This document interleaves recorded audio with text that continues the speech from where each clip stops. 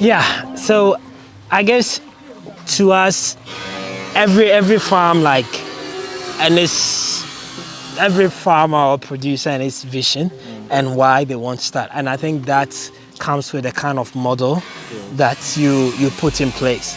In our case, I think just to be clear, we are moving away now from commercial now to more of modeling, where we can basically research and train.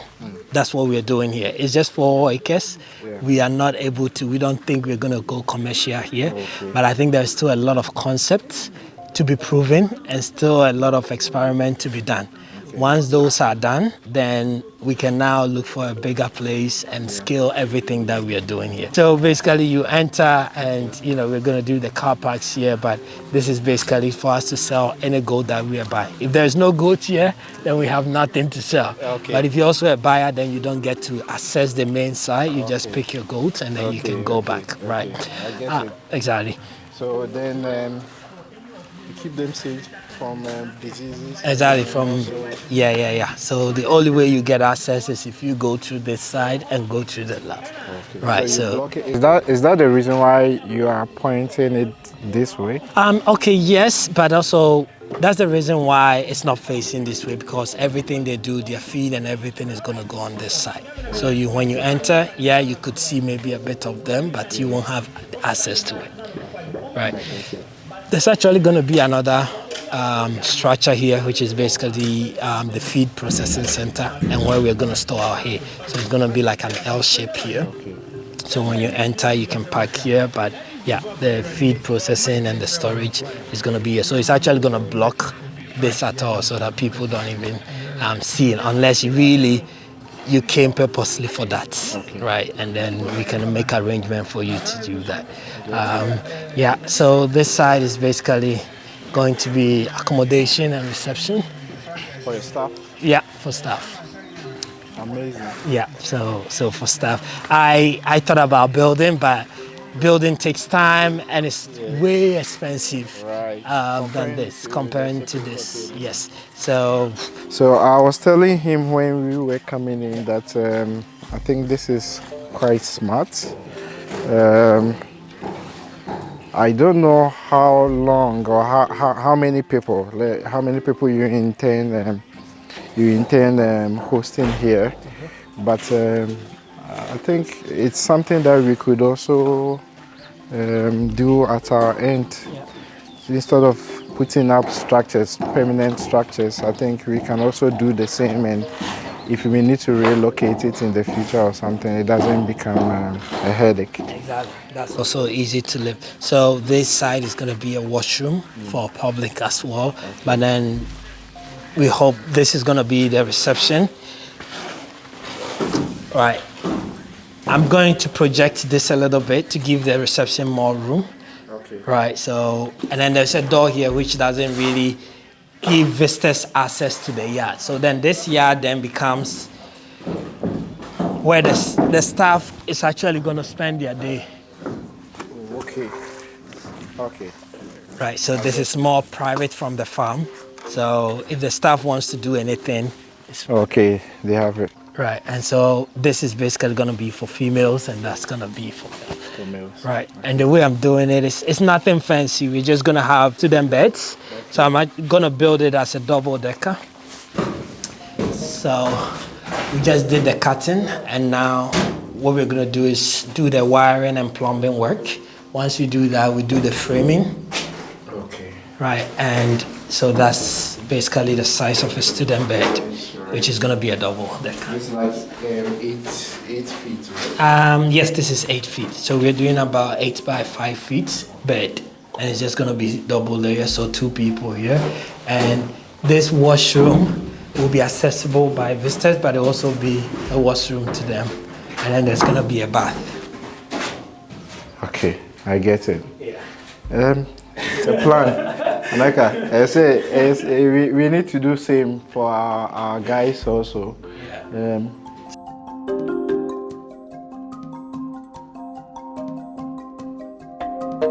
Is there a reason why you located this just Yeah, proximity to, especially to this. So this is gonna be for newborns. Right, so they are there. The moment we know that they're about to deliver, we bring them here, and this is where they deliver. Okay. Right, and they spend about a week here with their kids, and then we move them back. Okay, so it's like a temporary holding. Yes. And then, you know, when they give birth, you need to regulate the temperature. So we're gonna have like heat bulbs in here to be able to regulate the temperature at night as well. Is it a must to have? It is. It is. You can not just particularly this. You can have other storage places for them when they give birth, because the kids, their immune system is very weak at that point. So you want to make sure that the cleanest place you can keep them for the first 1 to 2 weeks. Right, and then again for the mom and the kid to also born together, you need to give them that space for them to do that. So that's what we do. Let's go this side. So this, we're gonna add 2 more containers. So this is gonna be the lab. So this is where we're gonna do AI and everything here. But this is where this is gonna be.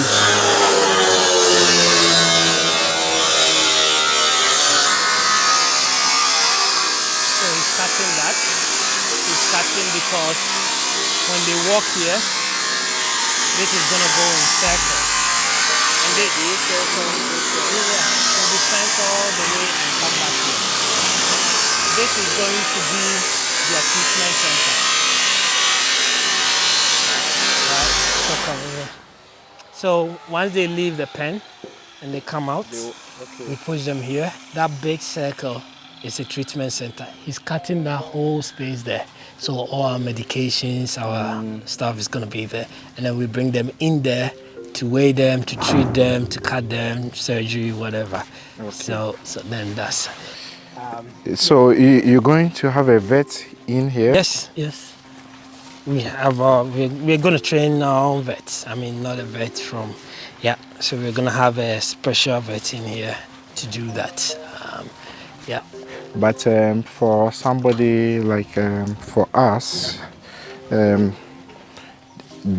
must we have an in-house person? You don't need to have an in-house. You can, if you have somebody. I think what is important is to have somebody who is knowledgeable closer to you. Otherwise, you just learn on the field. And how do we manage them? Do we put them on a retainer? Do we pay them by their visits?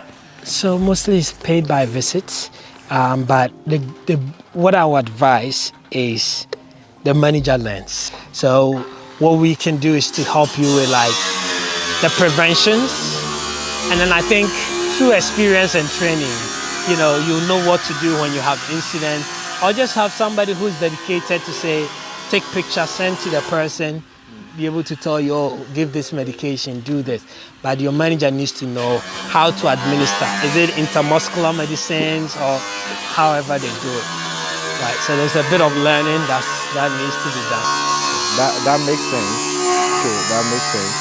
Yeah. In terms of the structure, we can go into that one.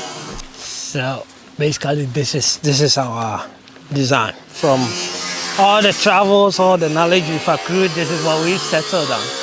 So you look at this pen here, can host about maybe 30 to 40 goats. Right. How big is this? This is what? This is, you remember? 8 by 10? No. 8 by 15. This is 15 by 8, yeah.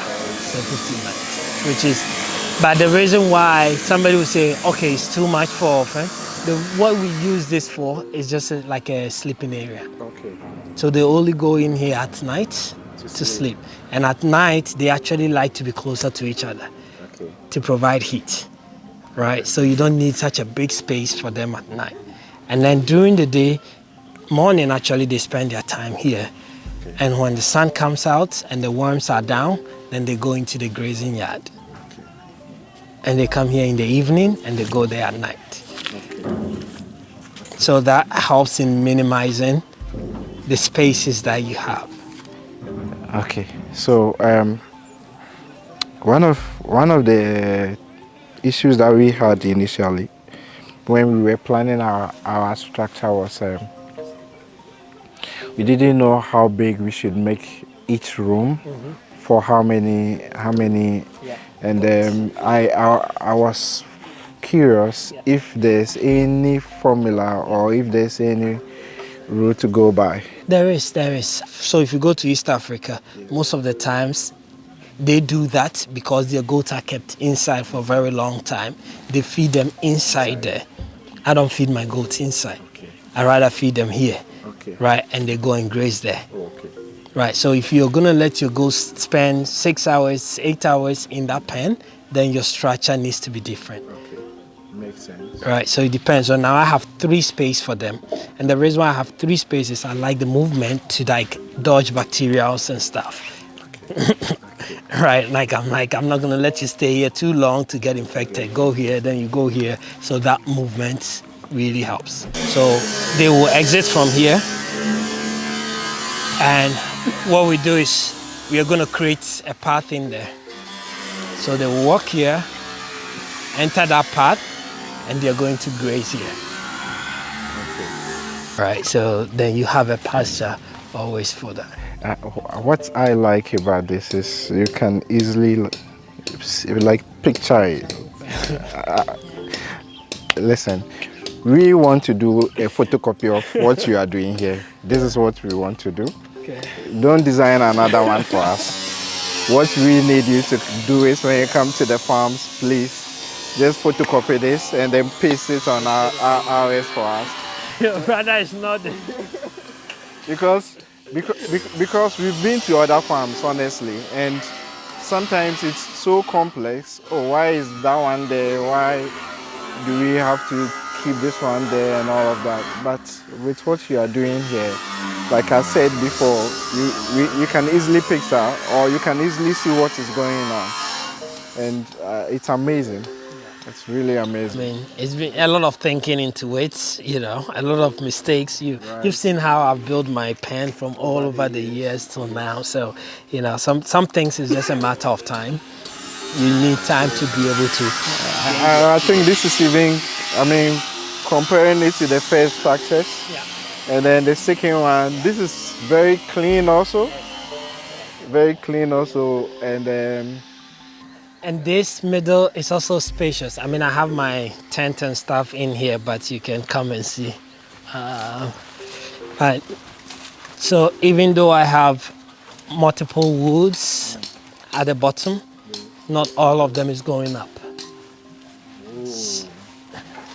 Right.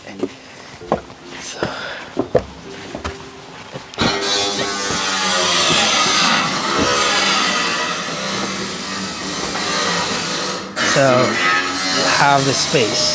some of them just They just end it. up to this point. Exactly.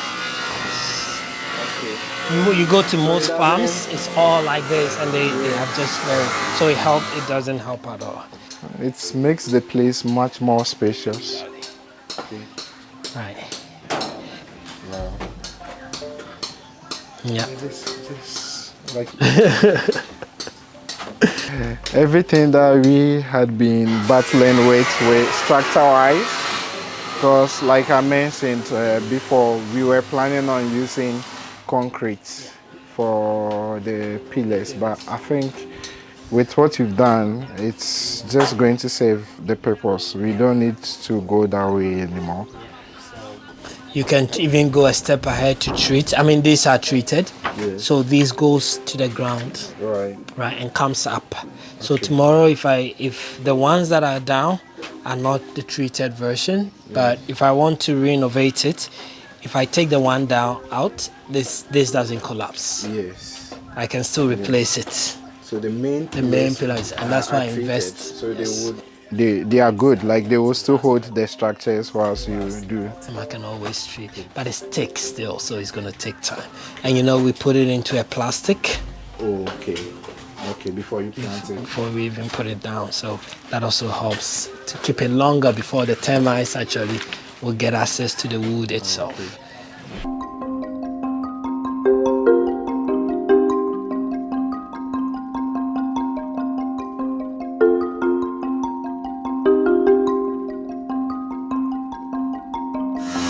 So this we did the direct planting. So what you might see is, so look at this. What this has about maybe 10. They pour like 10 in a hole. Okay. So you have a lot in. So if you buy 1 kg and you're trying to be very economical, and you don't want them to put 10 in a hole, then your laborers will tell you, oh, seed nest on 1 plot because they're putting 10 in a hole. Okay. But the good thing about this is in a few months, this is gonna cover like all of this. Okay. So it's gonna help all this join Together. quickly than the ones that have maybe only 2. So you look at this, look at how this is and look at how this. So this is probably gonna cover here. And you're gonna have this covering. So if you also want it all to join together faster, you put more than less. How many? For an acre, how? So if you're planting 4 in a hole, 4, 5, you should be able to use 1 kg for an acre. Okay, that's 4 kg. 1 kg 1 kg per an acre. per an acre. Yes, and you're putting about 4 or 5 in the hole. Okay, but if you want to like make it rich, it's okay. Right, yeah. Then you do it more. Because you look at this, the root is going to be very big and it will cover. The advantage in this is in a few months, there can't be any weed here. It will control the weed. This will control the weed because it's grown bigger. So it's become a cover crop. So weed, sunlight doesn't go down, so weed cannot grow. When it's too spacious, like this and this and this, now you have to worry about clearing this weed. So that means it's even easier to manage it. You don't have to continue weeding. No. Our goal is this will be the only time we weed. By the time weeds will come up again, this has already grown big and it's covered the ground. The one we did in Brekun, we weeded it only once, and that was it. And then it joined together. When you harvest it, after some months, does it germinate again? Yeah. You harvest the next 2 days, you'll see it coming again. So you can have it for a while before you have to rip. You don't replant again. This will last you years, 15 years. Oh, wow. Yes. 50 years, you still be harvesting. Yeah. So you harvest in the rainy season 4 to 6 weeks, it's up again. You have to harvest again. The challenge you're going to face is even being able to harvest them at the right time. Because the higher it grows, the lesser the nutrients. Because it's struggling at that point. So at its peak, 4 feet you harvest. 4 feet you harvest. That's the challenge we face. We don't get to harvest as frequent as we can. But if they are grazing on it, then now it will tell you that increase your stock because you have more food. They are not able to finish it. Because my plan is for them to finish this in a week so that I can move them to the nest. By 6 weeks, they should be ready again. You've already solved some of the problems that we had in mind. I'm glad. But we're excited too, really. And you coming, right? Where? To our place. You're visiting, right? You come. Brian Bo Bancha Pesi Water. Ebo Bancha Pesi Pam in some Momofi Bono, but the bay in the central region lie our mamma. And then go Bancha Pesi and go like Brana more the more from in some befe. And then like we know say at least we have somebody backing us to do the right thing.